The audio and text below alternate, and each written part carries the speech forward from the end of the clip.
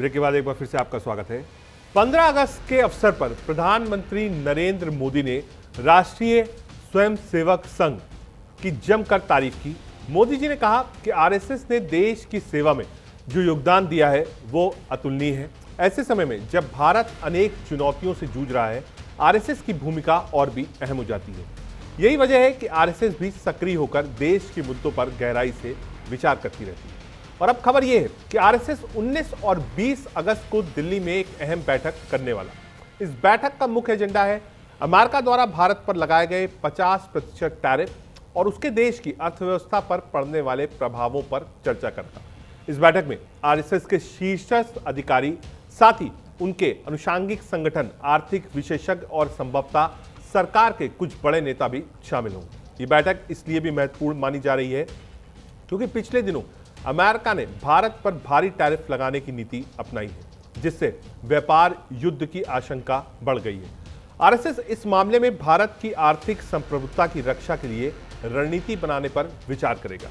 साथ ही इसी बीच उपराष्ट्रपति चुनाव की सरगर्मी भी तेज हो गई है। देश की राजधानी दिल्ली में चुनावी माहौल जोरों पर है। उपराष्ट्रपति पद के लिए कई नाम चर्चा में हैं और राजनीतिक दल सक्रिय हो गए। ये चुनाव न केवल एक संवैधानिक प्रक्रिया है, बल्कि देश के राजनीतिक समीकरणों को भी प्रभावित कर सकता है। आपको बता दें, देश में उपराष्ट्रपति चुनाव की तैयारी जोरों पर है। इस बीच एक सवाल उठ रहा है, क्या इस बार कोई ऐसा उम्मीदवार भी होगा जो सीधे राष्ट्रीय स्वयंसेवक संघ यानी आरएसएस से निकलकर चुनाव लड़ेगा? देखिए, संघ हमेशा राजनीति में सीधे भागीदारी से बचता आया है, लेकिन उसकी विचारधारा और समर्थक कई बार चुनावी मैदान में सक्रिय होते हैं। इसलिए पूरी संभावना है कि संघ का कोई करीबी या उससे जुड़े लोग इस चुनाव में महत्वपूर्ण भूमिका निभा सकते हैं। हालांकि अभी तक कोई आधिकारिक घोषणा नहीं हुई है कि संघ खुद से कोई उम्मीदवार मैदान में उतारेगा या नहीं, लेकिन इस चुनाव को लेकर जो राजनीतिक हलचल है उससे साफ है कि संघ की नीतियां और उसके समर्थक चुनावी समीकरणों को प्रभावित कर रहे हैं। तो क्या संघ से कोई उम्मीदवार उपराष्ट्रपति चुनाव लड़ेगा? इसका जवाब फिलहाल इंतजार का है। तो 15 अगस्त को मोदी जी की आरएसएस की सराहना, 19-20 अगस्त की आरएसएस की अहम बैठक और उपराष्ट्रपति चुनाव के बीच देश की राजनीति और अर्थव्यवस्था में संतुलन बनाए रखना चुनौतीपूर्ण होगा। क्या कुछ बड़ी बातें इसकी बताता हूं आपको। आरएसएस बैठक का एजेंडा है अमेरिका ने जो टैरिफ लगाया है उसके बारे में कैसे देश को तैयार किया जाए, कैसे इस टैरिफ के बारे में लड़ने की रणनीति हो, कैसे आरएसएस के जितने भी संगठन हैं वो उस पर काम करें, पहला। दूसरा, उपराष्ट्रपति का चुनाव है। उपराष्ट्रपति के चुनाव में इसलिए संघ का दखलंदाजी हो सकती है क्योंकि धनखड़ के इस्तीफे के बाद अब कोई ऐसा व्यक्ति आएगा जिसकी पृष्ठभूमि आरएसएस हो या वो पूरी तरीके से बीजेपी बैकग्राउंड का हो, जिसने कभी बीजेपी ना छोड़ी हो या आरएसएस की तरफ से हो। कौन कौन शामिल होगा ये आपको बताते हैं। मोहन भागवत सरसंघचालक इस बैठक में शामिल होंगे। इसके अलावा दत्तात्रेय होसबोले सरकारवाहक, सभी 6 सरकारवाहक होंगे। 50 से 60 पदाधिकारी होंगे। इसके साथ ही साथ बीजेपी को अपना राष्ट्रीय अध्यक्ष भी चुनना है। उस अध्यक्ष के लिए भी मंथन चल रहा है काफी दिनों से। अध्यक्ष कौन होगा इसको लेकर भी आरएसएस में बातचीत होगी। साथ ही साथ समन्वय कैसे हो सरकार, बीजेपी और आरएसएस में, उसको लेकर भी आगे बातचीत होगी। आगे बढ़ते हैं।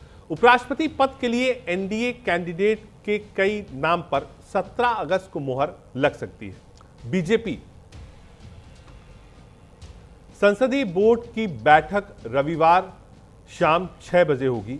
इसमें उपराष्ट्रपति पद के उम्मीदवार का नाम फाइनल किया जाएगा। ये कैंडिडेट 21 अगस्त को नामांकन दाखिल करेंगे। इस दौरान एनडीए शासित राज्यों के सभी मुख्यमंत्री और उप मुख्यमंत्री भी शामिल होंगे। उधर विपक्षी गठबंधन के नेता भी उपराष्ट्रपति पद के उम्मीदवार पर चर्चा के लिए 18 अगस्त को बैठक कर सकते हैं। कांग्रेस अध्यक्ष मल्लिकार्जुन खड़गे इंडिया ब्लॉक लीडर्स के साथ बातचीत कर रहे हैं। उपराष्ट्रपति चुनाव के लिए 9 सितंबर को वोटिंग होगी। उसी दिन मतगणना भी होगी। नामांकन दाखिल करने की आखिरी तारीख 21 अगस्त है। 25 अगस्त तक उम्मीदवारी वापस ली जा सकती है। दरअसल जगदीप धनखड़ ने 21 जुलाई की रात अचानक उपराष्ट्रपति पद से इस्तीफा दे दिया था।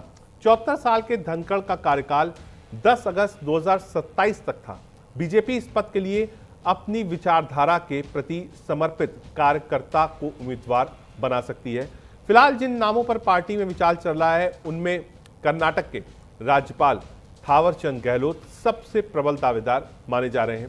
दूसरा नाम सिक्किम के राज्यपाल ओम माथुर का भी है। आपको बता दें थावरचंद गहलोत अभी कर्नाटक के राज्यपाल हैं। 77 साल के गहलोत राज्यसभा में सदन के नेता रह चुके हैं, साथ ही केंद्रीय मंत्री का पद भी संभाल चुके हैं।